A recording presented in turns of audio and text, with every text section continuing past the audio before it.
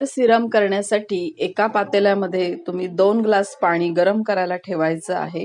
त्याच्यामध्ये आपण ही मेथी टाकणार आहोत. ते 2 चमचे मेथी याच्यामध्ये आपण टाकणार आहोत आणि त्याच्यामध्ये 7-8 लवंगा आपण टाकणार आहोत.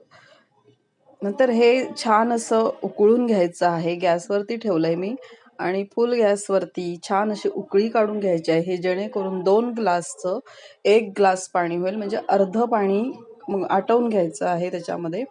आणि छान असं हे नंतर थंड करायला ठेवायचं आहे उकळल्यानंतर.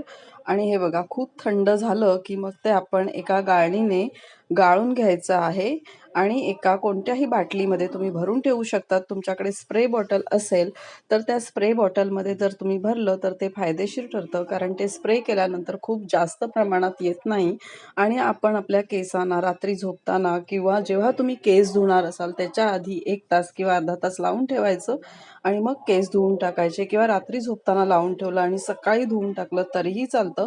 नंतर हे जे उरलं आहे ह्याचा आपण हेअर मास्क करायचं आहे. जे पण आहे ते मिक्सरला फिरवून घ्यायचं आणि केस धुवायच्या आधी जर तुम्ही हे लावलं आणि अर्ध्या तासाने जर केस धुवून टाकले तर तुमचे केस गळायचे पूर्णपणे थांबून जातील आणि छान असे तुमचे केस होतील.